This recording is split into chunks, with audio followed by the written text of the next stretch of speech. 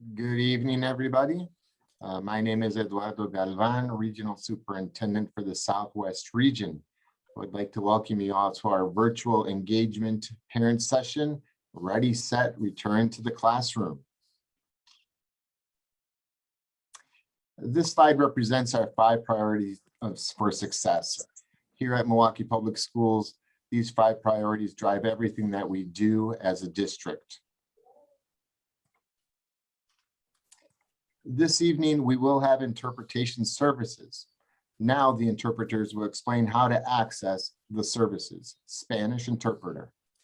Buenas noches. Gracias por asistir a esta junta.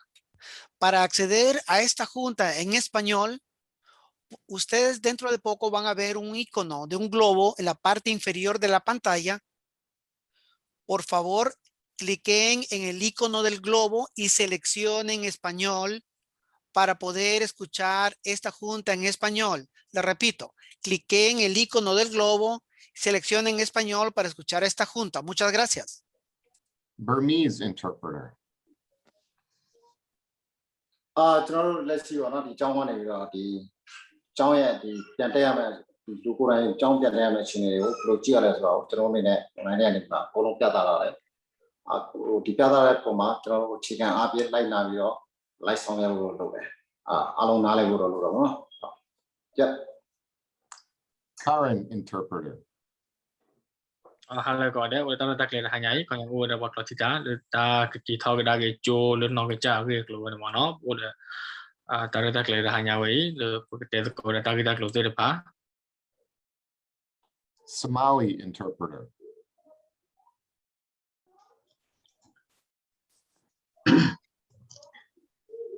Faria? Yes, I'm here. Hello. Assalamu alaikum. Farxiyo waaye. Waxaa idinla socodsiinaynaa maanta in la isla hadli doono meesha waxaa taabanaysiin af Soomaaliga inaa maqashin aa u baahan tihiin insha Allah meeshaan laga tarjumaya wax cusub niila sheegaya insha Allah farxiyo waaye. Rohingya interpreter. Hello, Assalamualaikum. I the Rohingya interpreter. Nise titno dollar column omare twara zaile ere twara language choose kori pariba asotala twara Rohingya din interpreter funto monohole twara sibione ka funi pariba. Thank you. Punjabi interpreter. Hello, Mona. You can do your announcement. Sat Sri ਅਕਾਲ ਜੀ ਹੁਣ ਤੁਸੀਂ language ਦੇ ਨਾਲ language interpreter ਮੋਨਾ ਤੁਹਾਡੇ ਨਾਲ ਹੈ ਤੇ ਤੁਸੀਂ ਸਕਰੀਨ ਦੇ ਥੱਲੇ ਵੇਖੋਗੇ 3 ਬਟਨ ਤੁਹਾਨੂੰ ਨਜ਼ਰ ਆਣਗੇ ਚੈਟ ਤੇ ਉੱਥੇ ਹੱਥ ਵੀ ਤੁਸੀਂ ਉੱਤੇ ਕਰ ਸਕਦੇ ਜੇ ਤੇ ਤੁਸੀਂ ਸਿਲੈਕਟ ਕਰ ਸਕਦੇ ਜੇ ਲੈਂਗੁਏਜ ਨੂੰ ਜਿਹੜੀ ਲੈਂਗੁਏਜ ਤੁਸੀਂ ਸਿਲੈਕਟ ਕਰੋਗੇ ਪੰਜਾਬੀ ਤੇ ਫਿਰ ਤੁਹਾਨੂੰ ਪੰਜਾਬੀ ਚ ਹੀ ਸਾਰੀ ਜਿਹੜੀ ਹੈ ਸੁਣਨ ਨੂੰ ਮਿਲੇਗੀ ਸਾਰੀ ਮੀਟਿੰਗ ਜਿਹੜੀ ਹੈ ਤੇ ਜਦੋਂ ਵੀ ਤੁਹਾਡਾ ਦਿਲ ਕਰੇ ਤੁਸੀਂ ਵਾਪਸ ਇੰਗਲਿਸ਼ ਤੇ ਵੀ ਕਰ ਸਕਦੇ ਜੇ American Sign Language interpreter.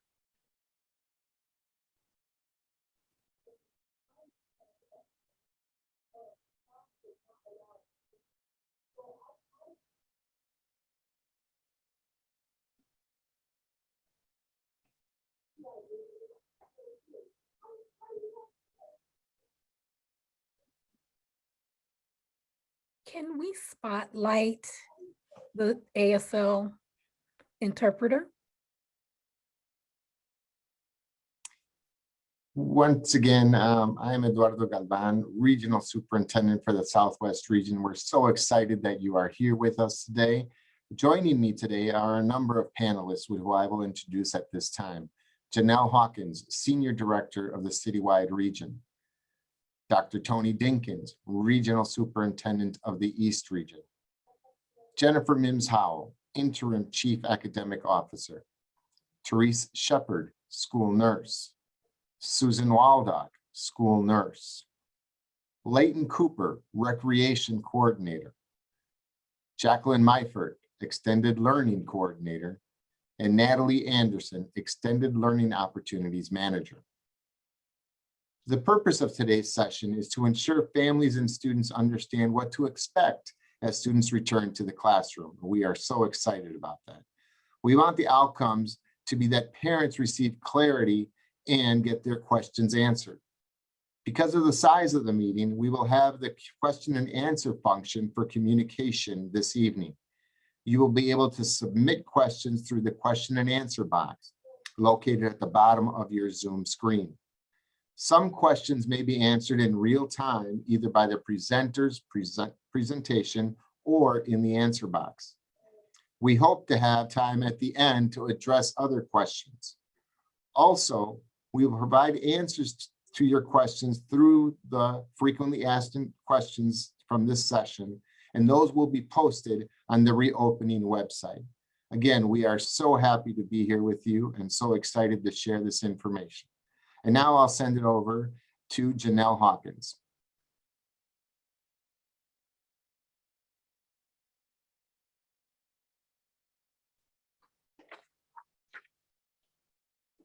Good evening. Thank you, Mr. Galvan.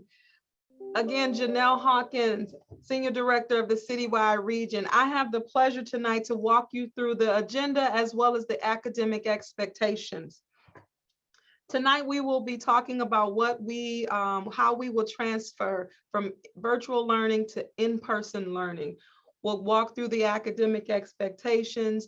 We have some information for parents in regards to support and how we want to make sure communication is open and that you are receiving exactly what you need.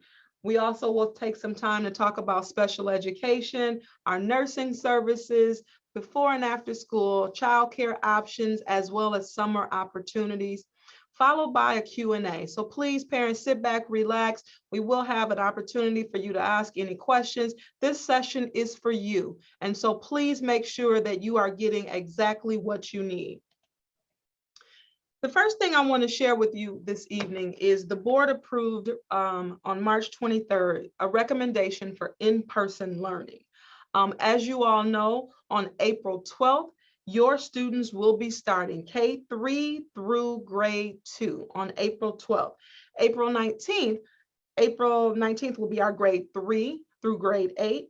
And then April 26th will be our grade 9 through grade 12. A couple of things I just want to remind you as you think about how we will return to in-person learning is hopefully by now you all have received a survey from your child's school asking you the question, are you going to remain virtual or are you going to come in person? The surveys are due today, but please make sure if you have not done that survey that you do the survey so that we can anticipate how many of our students will be coming in person with us. The other thing on that survey is going to ask if you need transportation. And so if you are interested in still getting transportation, please make sure that you check the yes box. The reason we're asking that question is in the midst of the pandemic, we do know that there's still some health and safety concerns. And so some families may want to transport or they may want to use the transportation that is provided. So on the survey, which is due today, please make sure you let us know if you will be in person or if you will remain virtual. But again, today, our focus is on K-3 through 2nd grade, which will be starting school on April 12th. The model that we will be using is on the screen, and you see that we will have students in person on Monday, Tuesday, Thursday, and Friday. We will have a 4-day. I just want to clarify something. We are doing kindergarten K-3 through 3rd grade, and they begin on the 14th. I want to make sure our families understand that. And then our 4th through 8th graders begin on those later dates. I'm sorry. Sure, my apologies. I'm reading the board information. Thank you, Dr. Dinkins. So again, what you see on front of you, so that is April 14th. The error is teachers start on April 12th, but the families will actually begin on April 14th. And that is K-3, K-4, K-5, all the way to 3rd grade. And then April 19th is 4 through 8. And so I was giving you the teacher dates and not the family dates. So my apologies. But back to the model. So you will have a 4-day model in terms of your students will be in school, in the building on Monday, Tuesday, Thursday, and Friday.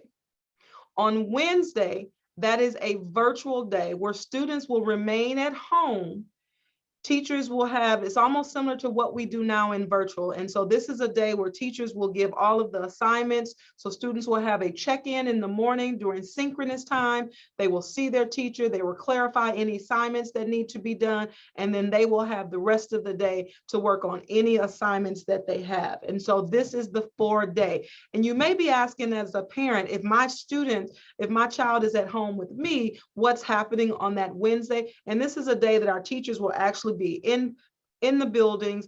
We will be doing some deep cleaning and just making sure that we keep things safe and ready for your students to return on Thursday and Friday. At this time, I want to move into academic expectations. And I know the question has been out there that it's the end of the year and why are we going back to school so late? I just want to be able to share with you that virtual learning is very, it's tough. And none of us thought at the beginning of the pandemic that we would actually be out for an entire year.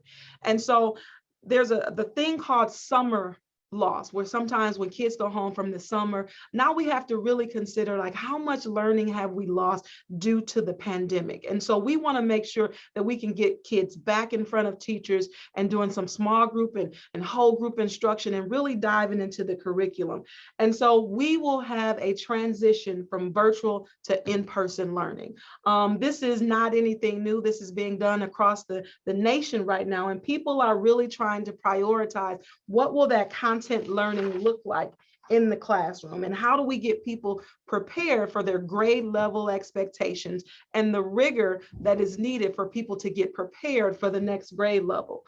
We're going to have a focus on instruction. Teachers will be providing supports, and here again, all of these things will be done keeping in mind that we have done school before. We've been in brick and mortar before. The only caveat this time will be our health and safety concerns. So we want to make sure that we get students back to what they're used to, back to somewhat of our normalcy, but again, making sure that we're following all of the health and safety guidelines. Some of the things we'll be focusing on are priority standards, and this is just making sure that students get what they need at every grade level. So if you have a kindergarten student, we're just going to be reviewing all of the things that students should be doing in kindergarten to make sure that they're prepared for the first grade. We're going to be talking a lot about expectations and what it feels like, what it looks like to be in school, but also following those health and safety guidelines. And so things will look a little bit different. So you'll hear your students talking a lot about wearing their mask. And families, here's where we need you, because that is going to be very important that you stress upon them the importance of wearing their mask, not just for the people that they're going to come in contact with, but also for the people that stay in your own home. So however you can send that message in terms of the importance of washing hands and wearing a mask. And Dr. Dinkins will share a little bit more of that in a moment. We're also going to have technology instruction. Now, keep in mind that we are going back to brick and mortar. So there will be use of technology, but we're also going to have a lot more of the teacher leading instruction in the classroom. Here again, we have to make sure that we're catching up on some of the loss that might have occurred with our young scholars in terms of the computer and how they were navigating things. So just making sure that they are grade level appropriate and connecting with those standards. We will be giving some assessments, and some of those assessments are just to really see where kids are. Haven't seen them other than the virtual sense in terms of in the classroom. So just really checking in to see where are you, where are your strengths, and how can I support those targeted areas that may need more attention. And then lastly, the presentation will talk a lot more about summer opportunities. We're really encouraging our families to think about summer opportunities. I said at the beginning of the presentation that summer loss is something that research has always talked about, we've dealt with, but now we have to think about like how much have our kids lost during this pandemic and how do we catch them up? And so we'll talk about interventions, we'll talk about how we differentiate instruction, and we'll talk about for some kids how we accelerate, because maybe virtual learning was great for your child. You might be thinking, how will this look? And so there will be kids that will be physically in the classroom based on the survey. And so those kids will have an opportunity to be in person, but there will be some kids that will be at home and they will Zoom into the classroom. And so the way I like to tell people that is the teacher will teach to the kids in the room and the teacher will teach to the kids in the Zoom. And so it will be a simultaneously teaching, almost as if we're doing small group to both sets of kids. kids. And so we want to make sure that kids, no matter what choice you have, whether you're choosing to go in person or you're choosing to stay virtual, that you're getting the same type of teaching from the teacher. And so we have purchased cameras to support teachers with this. We've been doing it in the district for a long time in terms of our telepresence. It works wonderful. It picks up the sound. So teachers are going to get a lot of professional development on how to make it engaging with the room kids and the Zoom kids. So tell your kids, no matter what schedule they are on, we're going to make sure that it feels like we are definitely welcoming our students back to this school year. At this time, before I turn it over, I just wanted to share with you also that teachers also will be talking a lot about routines and setting that culture. We know that kids haven't been in the building, and typically during the first days of school, we go through different routines. And so we don't want to spend a lot of time there because we know summer is going to approach us very quickly, but we do want to make sure that people understand how to move through the building, how to take out our materials and wipe them down when we're done. And so here again, we're going back to in-person learning, but we want to make sure all of those health and safety things are upfront and a priority. And so teachers have a 30-day transition plan where they're just going to be chunking all of the things that are expected of your students. And so we're hoping that through all of this, kids will return to what they know is normal. Now, some of our kindergarten students have never experienced this before, which is why we need this 30-day plan to really transition them into this is what it looks like, sounds like, and feels like to attend school. You will be receiving some information from your child's particular school in terms of everything you will need to know around where I drop my kid off at, where I pick them up at, what are the academic expectations we'll focus on. So please, just like you received in virtual, you will get something for what it looks like in person from your child's school. We want to make sure, parents, that you have everything that you need in order to finish this school year strong as we gear up for the following year, getting ready to bring students back. So again, thank you so much. At this time, I am going to turn it over to Dr. Dinkins, who will go through parent support. Hello again and good evening, families. Before I jump into my session, and thank you so much, Ms. Hawkins, I'm excited now that we're getting ready to come back to school. You outlined so many great academic resources, but I want to make sure our ASL interpreter is pinned, and I'd like for that interpreter to ensure that our participants know how to view her and receive those services. So again, our ASL interpreter, can you please ensure that you speak to our participants and make sure that they understand how to locate your services?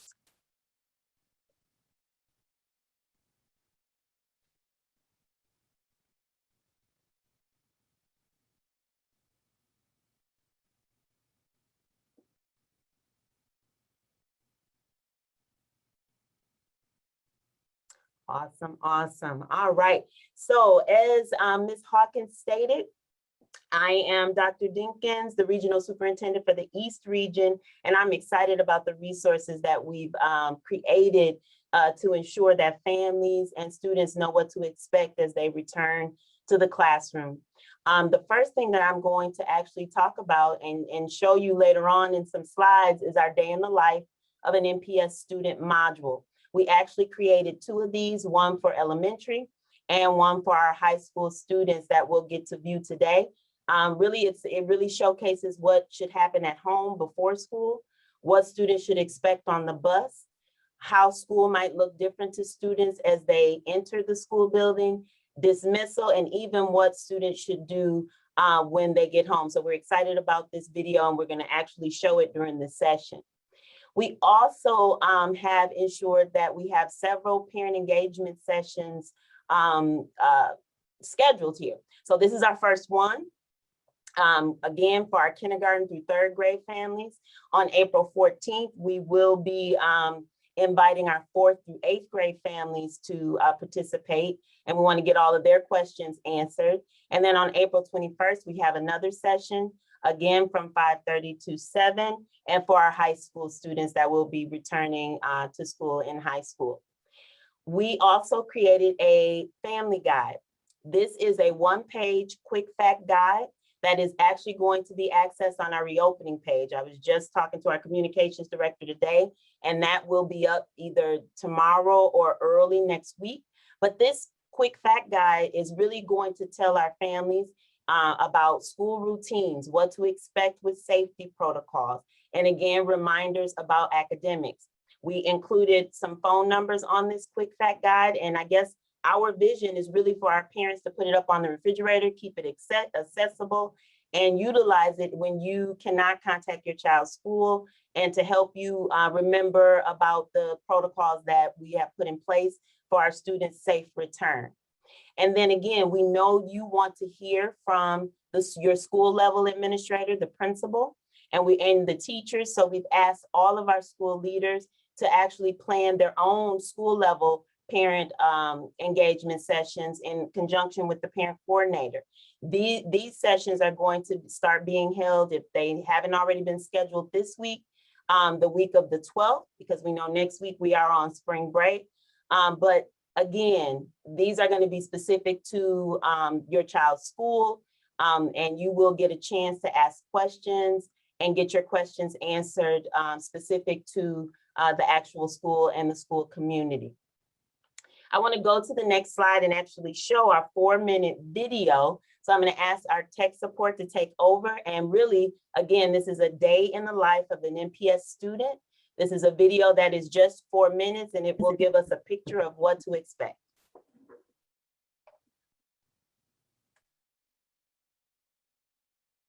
This whole COVID thing is weird and different, but there are so many grown-ups working together to help you stay safe. But we need your help because we're all in this together. We're going to take this one day and even sometimes 1 hour at a time. Let's take a look at what a day might look like. Be on the lookout for ways to stay safe and stay smart to do your part. Is it really time to get up for school already? I should get up because I have some extra things to do before I leave for the bus.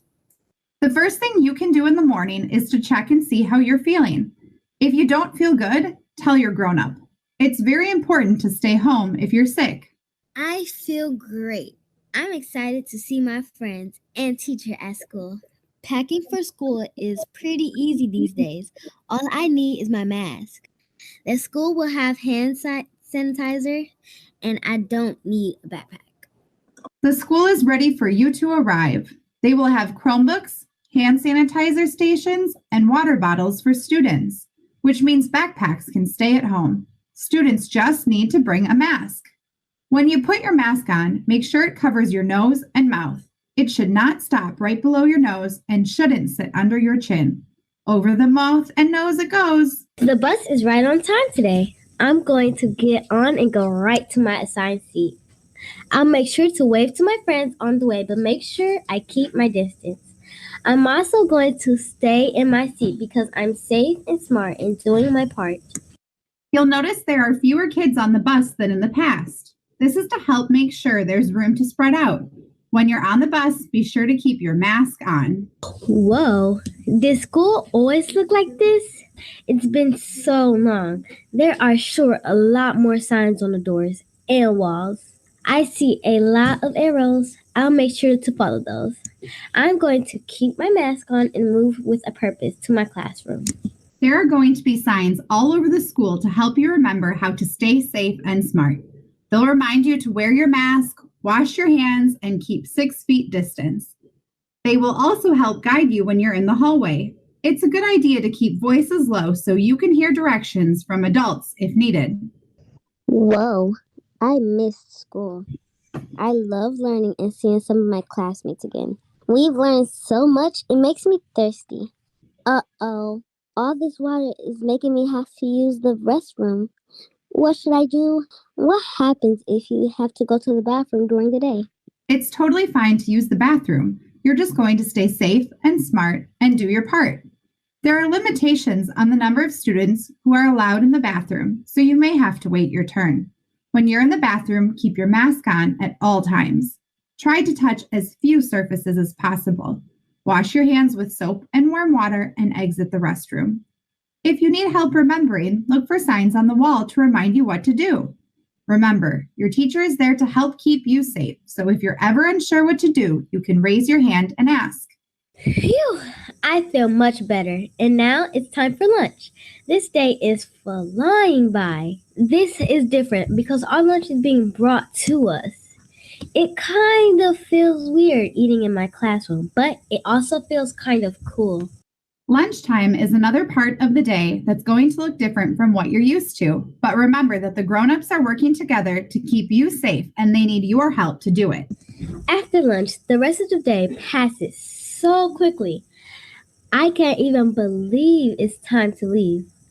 I'm going to keep my mask on and listen to what Miss Jones tells me because I know she's trying to make sure I'm safe and smart in doing my part. The bus ride home will be just like in the morning. Again, make sure you keep your mask on the whole time and to stay in your assigned seat. Once I'm home, I take off my shoes at the door and wash my hands right away. I should also wash my mask or put it somewhere so my grown-up can wash it. Now I'm ready for a snack and to get my homework done. Great job! You did it! You kept on your mask, you used hand sanitizer and washed your hands, and you kept distance between you and other people. We're proud of you. You were safe and smart and did your part to help keep yourself and everyone else healthy.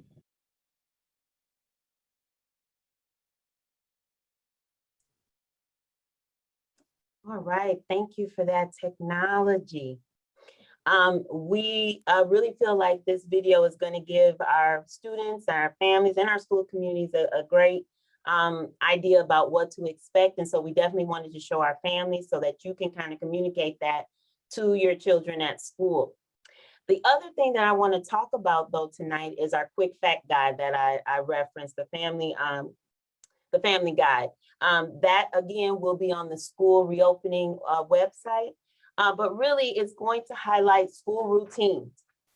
And what we want you to know, because I already saw some questions in the question and answer section about what time school starts. So again, all schools are going to be starting at the times that are their regular end and start times.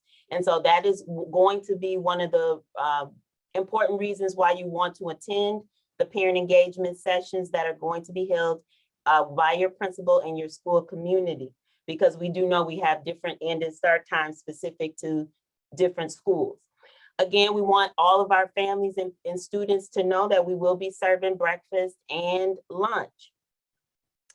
Our school buildings are closed to the public. So again, we want you as parents to understand that, to keep everyone safe. You will not be allowed to come into the school, but definitely on the playground areas for pickup, you can access that there. All of the safety guidelines will be followed in all of our buildings. To talk about transportation will be provided on the days that students have school. You should be receiving, if you are in the transportation zone for your school, that yellow card that comes in the mail that tells you which corner your child needs to be on and the time for pickup. Again, buses are available to pick up and drop off students only at the assigned bus stop. But again, that information is on this quick fact guide. There were questions about materials. Again, schools will supply the materials students need.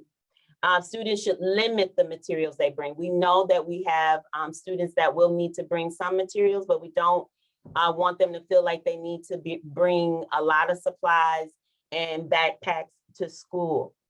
They will need a mask on the bus if I did not reference that, but there will be extra masks and hand sanitizer at school for students. So if they forget their mask, we have them covered. Under safety protocols, all schools are equipped again with hand sanitizing stations. And so we're ready for our students in that way. Again, as Ms. Hawkins referenced, our bathrooms are going to be, the occupancy or capacity will be limited, but of course we have our bathrooms there for our students and we'll make sure that they have access when they need it. We'll have lunch socially distanced. We may have some students eating in the classroom and some students eating in the cafeteria just for space. We're asking all of our families to follow the safety protocols of checking your child and seeing if they are sick before school, we want them to stay home if you see any sickness in your child. And then be accessible to the school. If you see that the school is calling for pickup because your child is sick, we're asking you to work with the school community and pick your child up right away. Nursing services will be available at all schools. We want you to know that our facilities are going to be cleaned regularly. They already have staff cleaning at night, but we have specific deep cleaning dates that we have scheduled. And we also have extra staff, additional staff assigned to schools to clean high touch areas. Want to touch on the academics and reiterate what Ms. Hawkins talked about a bit. Again, we know that our students and families have been out of the school and the school community for over a year. So we are coming in highlighting social emotional learning for all of our students. We will have lessons in place to support students and make them feel welcome. High quality instruction is going to take place for all of our students and all of our families. Just to reiterate what Ms. Hawkins said, Chromebooks will be limited use in school because we want that high quality instruction, hands-on learning, projects to happen. And we've communicated that to all of our leaders and our staff. And again, later on in this presentation tonight, we'll talk about summer opportunities, but we're encouraging all families to sign up, and it's recommended for summer opportunities, and you'll get some information later on in the presentation about just that. Next slide. I want to introduce Ms. Mims Howell, who will talk a little bit about special education services.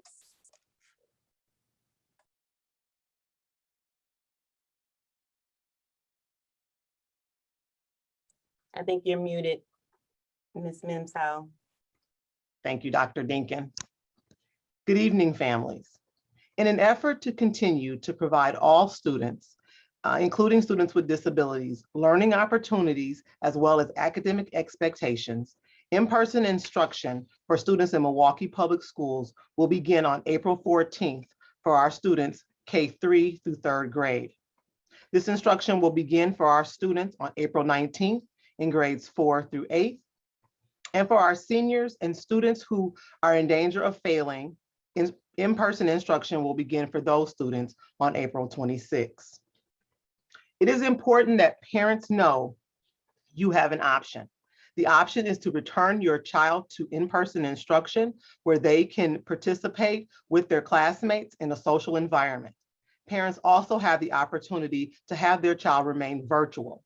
Special education services will continue to be provided per the contingency plan of the child's IEP. The implementation of the IEP services, related services, non-conventional programs and supports will continue to be provided for students by their teachers and support staff. In order to determine what needs the students have, teachers will be reviewing the students' grades, looking at their academic and functional progress, as well as making decisions on the context of the goals in the IEP. For students who remain virtual, special education services will be provided from the contingency plan. Those in person will be provided as written in their IEP. If indeed an IEP meeting needs to be held to discuss the revision of services, once again reviewing the grades, the goals, and the student's progress, an IEP meeting can be called by a parent at any time. During the meeting, a parent can talk about compensatory education. That might be something that could be discussed, as well as the goals that should be worked on with the student to make the progress. Revision of services is very important to make sure students stay on track for completing their IEP goals, graduation, and also for the next steps in their education. Extended school year can also be discussed during the IEP meeting. Later on, Ms. Anderson will speak about summer academies. Students with disabilities can participate. Those who have ESY written in their IEP can participate in summer academies through the ESY process, or students can also attend summer academy activities with their non-disabled peers. During the IEP meeting, this conversation with parents will consists of talking about the goals the student will work on and determining what is in the best interest of the student. Referrals. MPS continues to receive referrals for students who are being considered for having a special education or a 504 consideration. Finally, to conclude, if you are a parent who has specific questions regarding your child with a disability, please feel free to contact your child's teacher first. It is important that you have a conversation with the person that provides the education for your child. If indeed there are other things you would like to discuss, please feel free to contact the Department of Specialized Services at 414-438-3648. We will definitely work with parents to figure out what is in the best interest of their child and meet their needs. Thank you. I will now turn the presentation over to our MPS nurses, Susan Waldock and Teresa Shepard. Thank you so much, Jennifer. So it goes without saying that health and safety for our students is our priority from nursing services involving a return to school. I myself have a 4-year-old who normally attends MPS, and I'm also a nurse at 2 elementary schools, Bayview Montessori Upper, as well as Bayview Montessori Lower and Burdick Elementary. And Sue Waldock, who is my cohort, who's also on this meeting, is a nurse at Hamilton High School. So between the two of us, we hope that we can kind of field or answer some of those questions from both the high school and elementary school parents at the end as they come up. And we'll answer them to the best of our ability. During this presentation, Sue and I wanted to address 3 what we would consider 3 important changes related to a return to school that may affect parent planning the most. The first big change is that parents will need to screen their child daily before school to assess for any signs of illness. And that was demonstrated in that great video that we saw. They will be provided, parents will be provided with a handout by the school titled Guidelines Regarding a Sick Child. So please watch out for that. And parents will be asked to sign that document and return it to the school to confirm understanding of this new process, since it will be kind of newer for all of us. The second change that we want parents to be aware of is that if a student presents with any symptoms related to COVID, and all of those symptoms are listed on the slide in front of you, as well as on the document that you'll be receiving from your school. The student will need to be picked up and will not return to in-person school for 10 days. And then only if the student is symptom-free and fever-free for 24 hours without any Tylenol or ibuprofen type medications or antipyretics. So this means that if a student presents to the health office for a headache or a stomach ache, and I use these examples because they are 2 of the most frequent types of visits that we see in our health offices, the student will need to be picked up by the parent within 20 minutes is the general guideline, and will be home attending virtually for 10 days. And then after that 10 days, they can return if they are symptom-free. Now, the student may also return prior to that 10 days if they can provide proof of a negative COVID test and are symptom-free. Or they can also provide a written note from a healthcare provider that clears the student to return to school. So if you get a call from the school nurse to pick up your student, expect to keep that student home for 10 days for virtual learning, or to get them tested right away, and then to present that paperwork that states a negative test has been obtained to the school, or get a note from the student's doctor which states the student can return if they are symptom-free. So this change, just to illustrate it, normally in my health office, if a student presents with a headache or a stomach ache, I might offer, we always would do a complete assessment to see what's kind of going on with the student.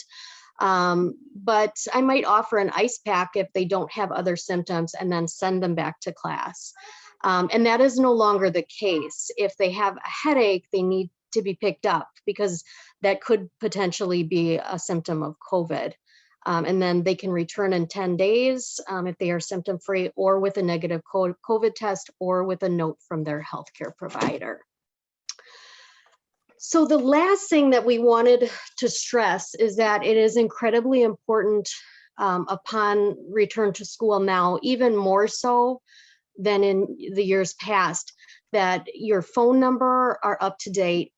All of your phone numbers are up to date in Infinite Campus so that you can be easily reached during the day.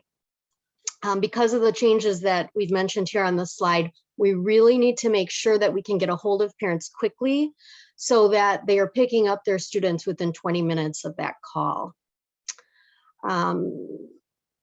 Another thing worth mentioning, and this is not a change, but if your student does take medication during the day, an example would be an inhaler, albuterol, an EpiPen, or any kind of daily meds, you want to make sure that at start of school, there is a student medication administration form on file with the nurse.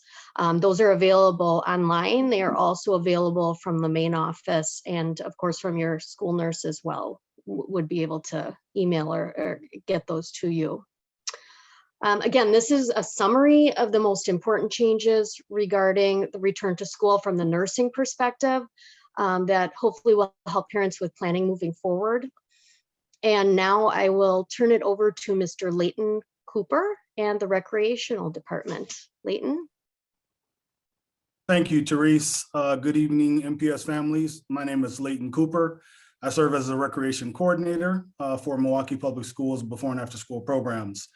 I would like to speak to you briefly tonight around before and after school care options offered throughout the district.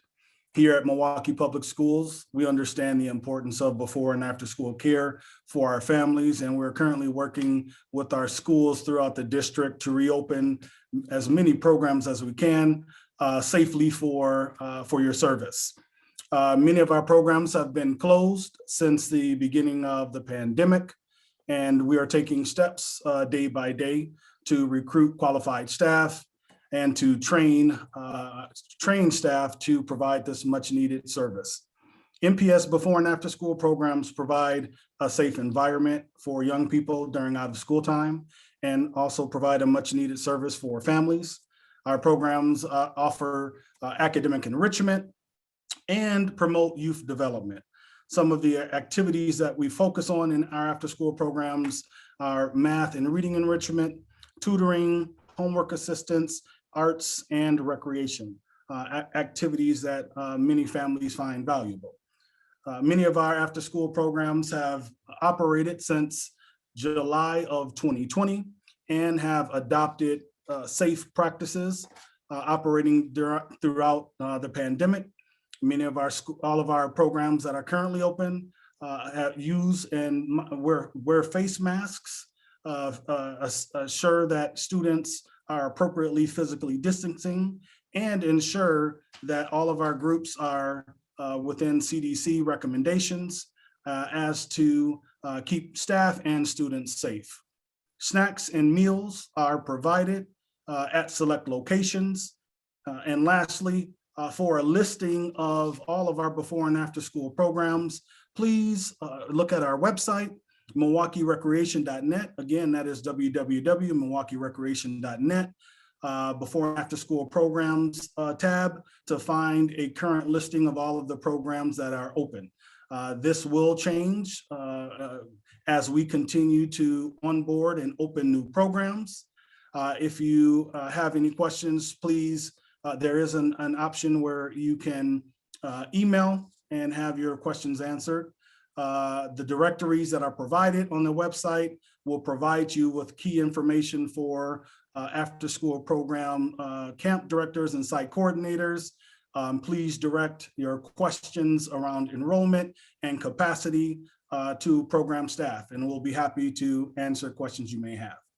Thank you. At this time, I would like to turn the table to Ms. Natalie Anderson and Jackie Myford with Extended Learning Opportunities. Good evening, families. My name is Natalie Anderson. I'm the Extended Learning Opportunities Coordinator. I have my colleague Jackie Myford with me, who's an Extended Opportunities Coordinator.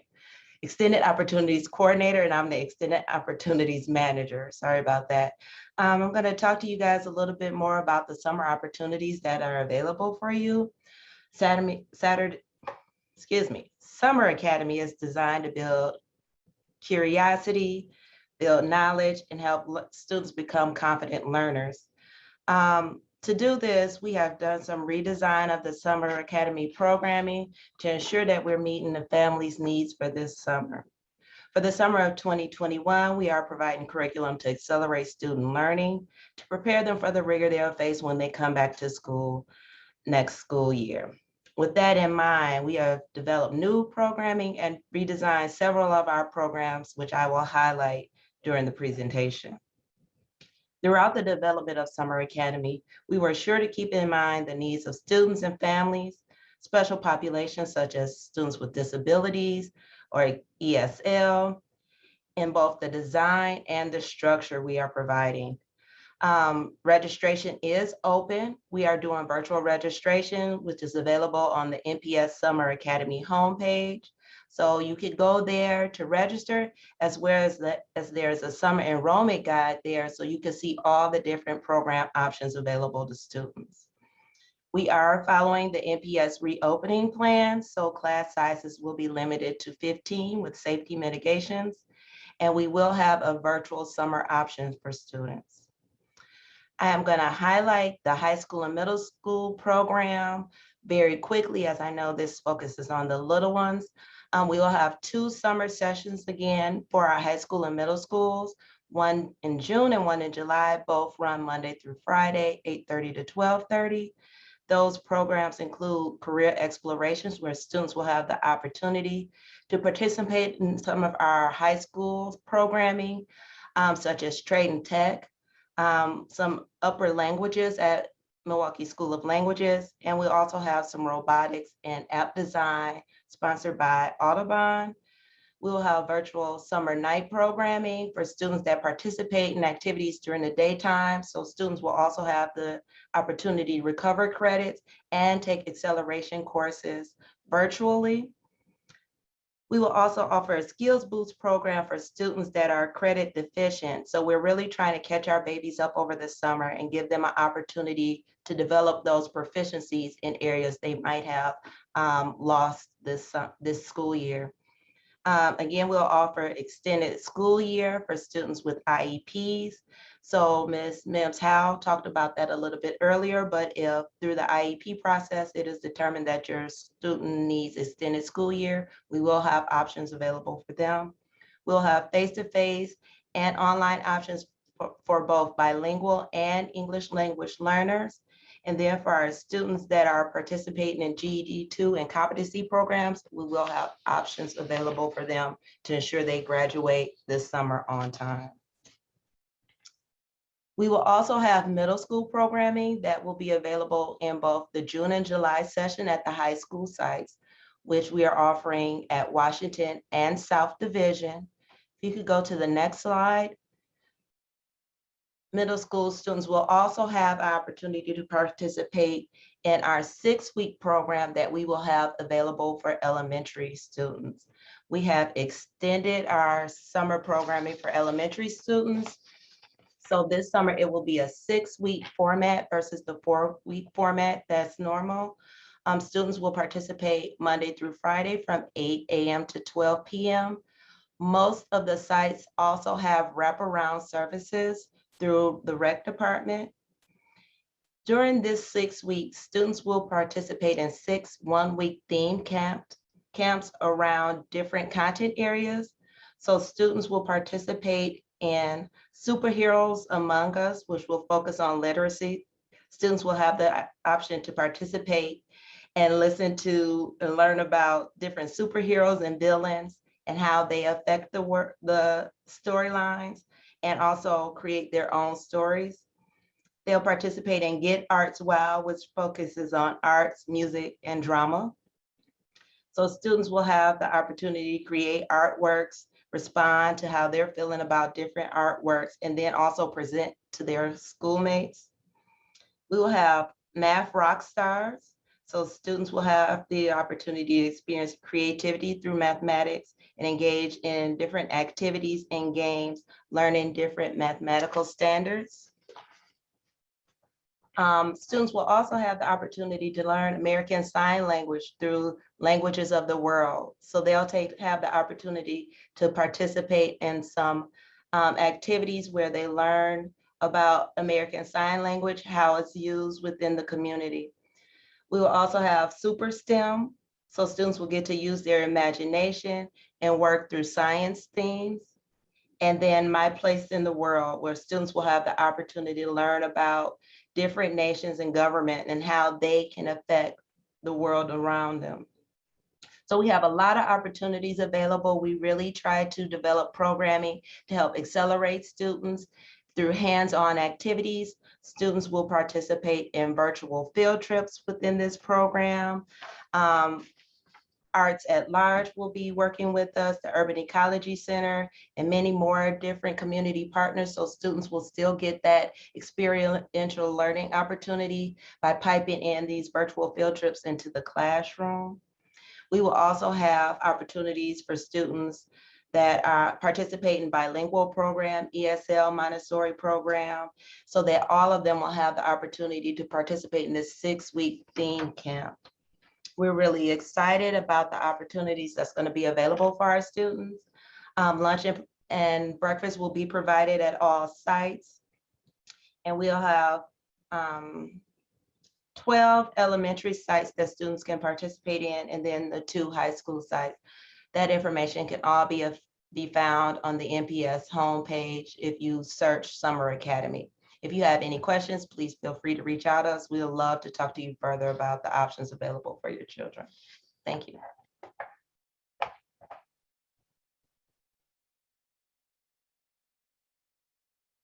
Turn it back over to Mr. Galvan.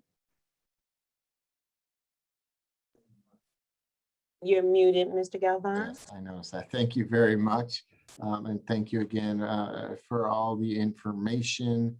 I know that we're getting a lot of questions. Many of those questions are being answered in the Q&A portion that you can find at the bottom of your screen. Again, just as a reminder to anyone who doesn't get their question answered, excuse me, these will be answered, and we will put those responses on the website, the reopening website under Q&A.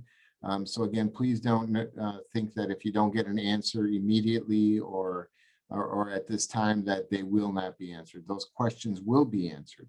But I do have a couple of questions that I'm going to throw to the panelists, some themes that are coming up. The first one I'm going to ask Mr. Cooper.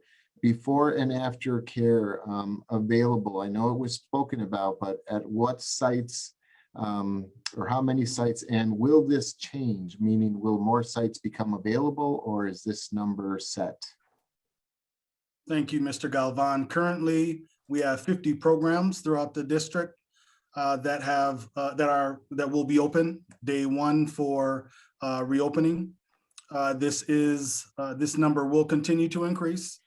We are working with school leaders throughout the district to assess capacity to reopen programs, again, many of which have been closed since the pandemic. And so as we continue to onboard additional staff and train staff appropriately, we will open additional sites for all of the families who are interested in reviewing whether or not your school has a before and after school option. Again, you can visit www.milwaukeerecreation.net or mkerec.net for a listing of all of our current programs that are open. And this information will be continuously updated so that you can adequately review services that are necessary for your need. Thank you.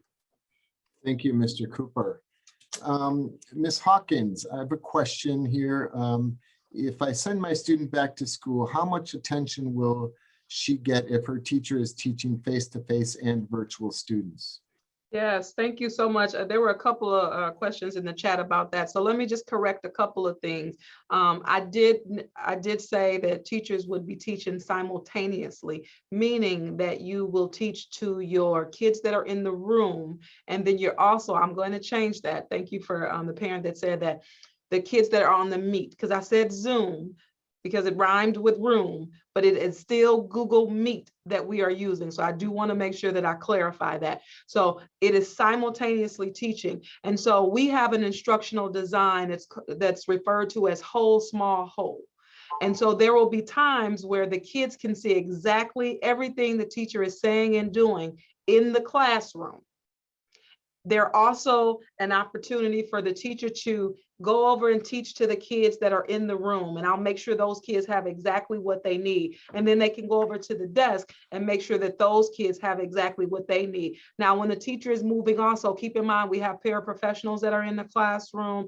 And so there are a lot of different opportunities. Also, there will be an opportunity once we get our survey data in, where school principals can make adjustments. So for example, if I am the classroom teacher along with Dr. Dinkins, I have all of the virtual kids, she has all of the kids that are in person. We can make those adjustments as well. It is just very important that we get all of the survey data to inform us of who wants to come in person. If you still need help with that, please make sure you reach out and let us know. But again, those surveys are very important because it will help us make decisions as to what that teaching will look like. But the camera will be the kids on the Google Meet will be able to see everything that the teacher is doing, the smart board, the whatever they're using, whatever manipulatives they're using, all of those things will be visible in the classroom.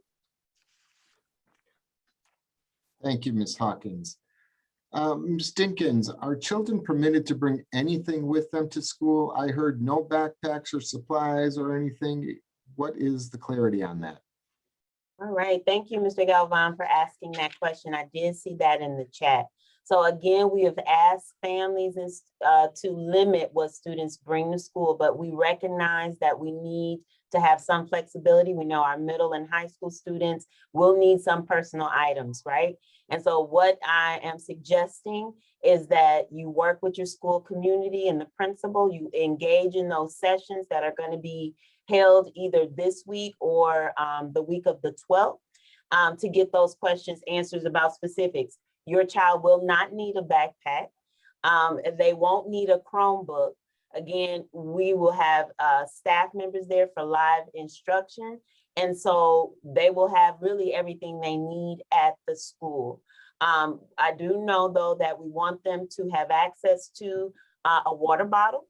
And so we want to make sure that, you know, if you can have your child bring a water bottle to school, but they don't need all of those traditional supplies and things that we usually outside of the pandemic before COVID-19 would have students bring. We have been anticipating our students returning and we're excited and we have them all covered, Mr. Galvan. Thank you very much. Ms. Mims Howell, will special education students still get transportation service? How do they get services if they need them and did not have them before the pandemic? Thank you for that question, Mr. Galvan. So transportation services are written in the student's IEP so that they can access their free appropriate public education through transportation. If it is needed that if it is deemed that a child needs transportation through the IEP process, discussed with the team, transportation can be added to a student's IEP if it indeed will help them access their free appropriate public education. Thank you. Ms. Hawkins, could you please clarify who starts on the 14th? Because that is a Wednesday and it's stated earlier that Wednesdays would not be in person. Yes, and two things. I wanted to address that. So the first Wednesday, which is the 14th, will look different than the future Wednesdays. So know that students will start on Wednesday the 14th. And it will be a regular in-person day, but that is the only day that will be in person, which is that first day on the 14th. Every Wednesday thereafter goes back to that virtual and I'm trying to see if I could bring that slide up, goes back to that schedule that you saw here, with Wednesday being totally virtual. Synchronous time in the morning where kids will check in with their teachers, they'll get their necessary assignments on that day, and then the rest of the day is asynchronous, meaning kids will be working at their own independent levels. So again, the first Wednesday does not follow the model. The first Wednesday does not follow the model, but every Wednesday thereafter follows the model. I do want to just clarify, and I do thank that parent that wrote that comment in terms of, I use the word loss, all right? And so I do want you to know that summer loss is a real thing, only because kids are so, there are routines that happens during the school year. And so when kids go home for summer vacation, if you think about it, we always make sure that we tell families, make sure kids are still reading, make sure, and it's almost like continuing to exercise. And so we want to make sure that they're continuing to exercise. Now, keep in mind, in terms of the pandemic, none of us have necessarily been here before. And so when I'm talking about loss, I'm not necessarily talking about your individual children, but I am talking about, we don't know the effects of what this whole year of virtual learning will or has done to kids yet. And so we're hoping that we didn't lose any ground at all. And so I'm not making any types of assumptions saying that your kids did not get what they needed. What I am saying is that because we've never been in a pandemic and because we've been virtual for a year, we now have to make some necessary steps to make sure that all of our students are getting exactly what they need. So I just wanted to clarify that, not talking about loss in terms of your individual children, I'm talking about loss in terms of its totality of what did virtual learning for an entire year do to us, and how do we regain that time now that we're going in person for learning? Thank you. The next question is one that I will answer, and it was in particular about social emotional learning and relationships and how those will be established. We do have a large amount of resources that are available to teachers and to families on the MPS website. But teachers have been building community throughout this virtual component, and we'll have the opportunity and the resources to do so as we move to this blended kind of model of some kids in person and some kids virtual. So there will be lessons about relationship building, community building. We'll talk about how it will look different in person for those students that are returning, and not at the exclusion of those virtual students, because again, they are part of this community, so they need to know that as well. School counselors, school social workers, school psychologists, social and emotional learning staff will be available to help and provide resources as needed. So this is something that is part of the everyday instruction. It is not something that is just done once in a while. Students will receive that. Those lessons have been identified as part of a regular curriculum. The second step that the district already uses, and they've been earmarked so that teachers have those and can address those. We understand that students will need to be able to talk about how they feel in terms of coming back to school and any anxieties that they may have, and to know that it will be different in terms of the need to wear a mask and why that is important. And that although it is different, it doesn't need to be scary, that is there to protect them. So those are issues that will be brought up continually and are part of the plan for all students. Again, not just those students that are returning, but those students that remain virtual because they are part of that classroom community. Mr. Galvan, can I add to that? Yes. Also, and I did not walk through this document that you see on the screen in its entirety, but teachers, in terms of our 30-day transition plan, at the top of it, it talks a lot about, as we welcome our kids back, as we talk about our health and safety, we spend a lot of time talking about that social and emotional learning. And so we do need to pause for a moment and make sure that we address all of those needs, not just for kids, but for adults in general. And so this 30-day transition plan does walk through all of those resources that Mr. Galvan is talking about. And we're asking teachers to do a lot of that every single day, because there is going to be a need to check in to make sure that kids are doing okay, in terms of if family members have been lost, the pandemic, what are all the things that Mr. Galvan shared. But I just wanted to reference the fact that the 30-day transition plan does help teachers spell that out and what that can look like in our classrooms. Thank you for that additional information. Dr. Dinkins, if two siblings ride the bus, can they sit together? That is an excellent question. And I do know that that is permitted. We are asking that households stay together on the bus. That's going to give us more space on the bus for other students. And so that is definitely acceptable for siblings to sit together on the bus. Thank you. This is another question that I will answer because it has come up quite often.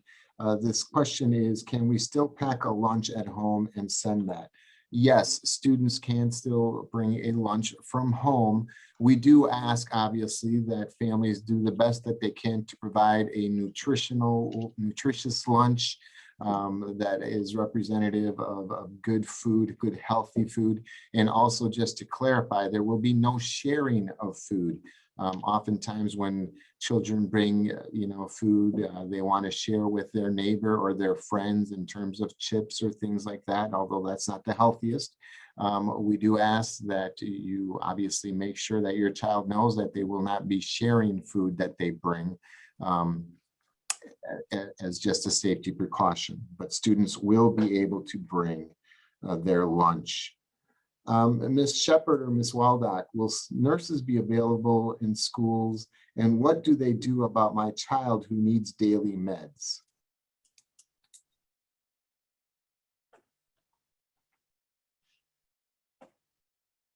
Sue, I can answer that. Okay. I do not have an answer to the first part about nurses being in every school. But I can speak to the second part, absolutely.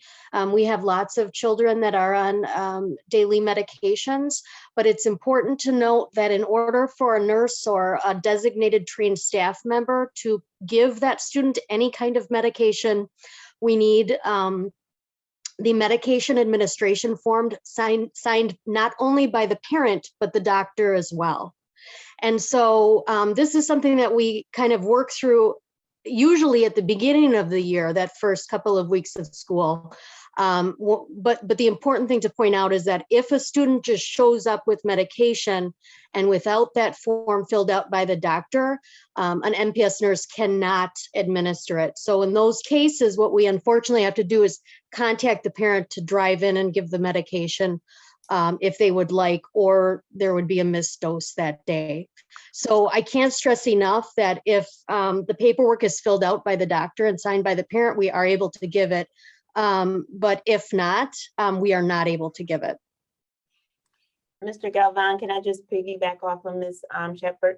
Nursing services will be provided at every school. I do want to clarify that and we are doing regular procedures that we had in place before the pandemic as far as administering meds for students. Thank you. This question along those same lines in terms of nursing services. If a child has a stomach ache, will they be subjected to go home? My child says she has a stomach ache all the time, but is clearly okay. I can answer that one, Therese. Sounds good. Since COVID has many varied symptoms and one of them is a stomach ache, we do ask that you seek your doctor and have your doctor provide us with a note that outlines these stomachs. The concern we have is for new and newly developed symptoms, but again, to make sure that everyone remains safe, please have your doctor provide your school and your school nurse a note that clearly identifies these chronic stomach aches. Thank you. Ms. Anderson or Ms. Myford, does it matter if you are virtual or in person to get a summer school opportunity? Thank you. I'll take that question. We will have both virtual and summer and in-person opportunities. The curriculum will be the same for both students in person and virtual. Families will have the opportunity to come and pick up the materials for the virtual sessions so that they can still do the same activities in person and virtual. Just to clarify, so if a student is currently virtual, they can still apply to either summer school platform that they wish to choose, virtual or in person? Definitely. Thank you. Dr. Dinkins, how will physical education work now with in-person and virtual? So we have been in communication with our school leaders, and we do want all of our students, both the students who remain virtual and the students who come into the school for in-person learning, to have physical education. And so we have equipped our physical education teachers. They have the same tools. They have the camera system. They can hold classes with the in-person students as well as the students who remain virtual. They have done the virtual piece since the beginning of phase 1. And I've had the pleasure of visiting several physical education classes virtually, and our students are getting fit even in the phase 1. So we know that it's only going to get better as we have in-person students and virtual students at the same time. So they still will have gym classes. Thank you very much. Mr. Cooper, will camps that are opening be open on Wednesdays? Thank you, Mr. Galvan. Many programs throughout the district will be open on Wednesdays to provide care. Again, I'd like to direct families to MilwaukeeRecreation.net, mkerec.net, for a directory of days and hours of operation. Thank you. Ms. Hawkins, we heard about physical education. How will art and other specials such as music occur in the virtual face-to-face environment? Great question, Mr. Galvan. We want to make sure that kids are being exposed to as much in-person instruction as possible. Art, if there is a space where the art teacher has within a school, because every school community is different, and there is enough time, art teachers may have art class in the actual physical room, or they may travel into that classroom where the kids are to have art, as well as music. And so we want to make sure that we have enough opportunities for our specialists to be able to wipe down things. And so in most situations, depending on space, those specialist teachers will travel into the classroom. Keep in mind, if there are teachers that are in multiple buildings, there will be schedules set up where I may spend all of my time on Monday at one particular school having art and music, and then on a different day, on Tuesday, I'll go over to my different school if I am split between two or more schools. But our goal is for kids, again, it's very hard to have art virtually. And so we do want to make sure, especially for our virtual, our visual and our tactile learners, that they have opportunities to experience some of those things in person with a live teacher. Thank you. In regards to lunch, will lunch be available for virtual students, and how will they get that?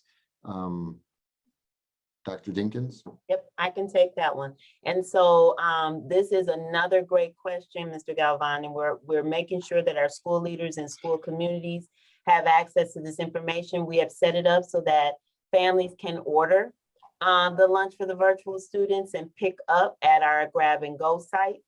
And those are going to still be functioning as we enter into this next phase. And so work with your school principal to get that information, to ensure that you have the right number and the protocols to order that lunch for the virtual Wednesdays. And then again, the students who are in person will have access to breakfast and lunch at the school. Dr. Dinkins, can I add to that? There's a possibility, depending on where you're located, For example, if you're located right next door to a school, you can actually reserve your lunch with that school. So we are making sure that on those Wednesdays, if the grab and go site is too far from your home and there's a closer school, you can fill out to say, I want to pick up at the school closest to you. Thank you very much. Again, many of these questions are being answered live and in time. So if I haven't asked your question, please know that it is going to be answered. Those questions in the Q&A will be answered and put on the the district reopening webpage. But at this time, I will turn it back over to Ms. Hawkins. Mr. Galvan, just before Ms. Hawkins does take us to our ending, I just wanted to clarify that all 4th through 8th grade students will be returning to in-person learning for in-person instruction on April 19th. The April 24th, 14th session is the parent engagement is what I meant, right? But the actual in-person learning for 4th through 8th grade students will start on April 19th.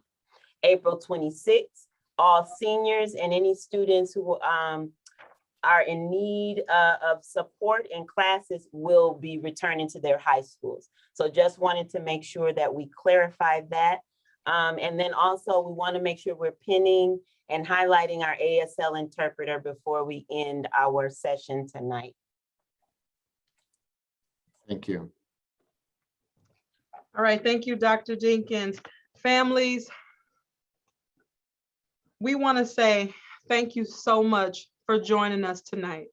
We know that was a lot of information. This session is being recorded so that you can play it back. You will receive additional information from your child's school. Keep in mind that this is new territory for many of us in terms of experiencing the pandemic. But something that's not new is kids going to school, and we know how to do school. Many of you have had opportunities to be in school. The only difference is we need to make sure we keep everyone safe. And so we ask that you make sure that you're talking to your children about the safety measures. We are going to work in collaboration with our families. At this point, we have to work together to make sure that our kids are getting exactly what they need in school, in person, as well as you are getting what you need to make sure that you can send them safely to and from school. If I had to leave you with anything, I would leave you with the following things to do if I was a parent. The first thing I would do is make sure that you have completed your child's survey. Please let us know if you plan to return in person or if you plan to stay virtual. Please make sure you let us know what your transportation needs are. Do you need transportation or will you be transporting your kids?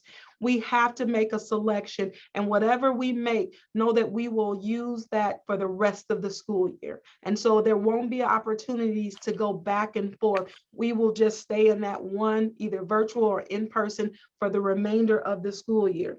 The second thing I would do is, here again, we know how to do school. We can teach your kids at high levels. We just need you to help us with making sure that kids understand the safety precautions that we will take and that we will talk about in terms of hand washing, in terms of using sanitizer, in terms of wearing a mask.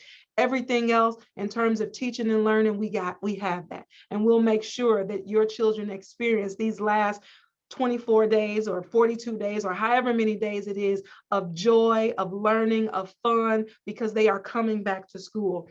The other thing is, keep in mind your school communities will actually clarify very specific things that will happen in the school.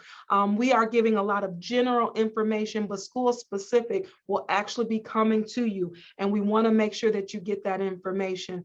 Mr. Galvan talked about social and emotional learning. We know that that is going to be paramount as we transition from virtual to in-person learning. We have to take care of the needs of our scholars as well as our adults. So that is at the top of our list. And then lastly, the same way that you guys gave very positive feedback and questions today, stay in contact with your school's community and ask the question. Again, none of us have experienced a pandemic before in a lifetime. However, we are trying to get back to normalcy for our kids and for our families because we know this is what we all need. And so keep your families, keep communicating with your school communities, and make sure that you get everything you need to have a safe and effective return to in-person learning. On behalf of my colleagues and I, we would like to thank you for joining us tonight, and we wish you a very safe and effective first day of school, which is on April 14th for our K3 through 3rd grade students. So enjoy, and we thank you again for joining us this evening. Have a great evening.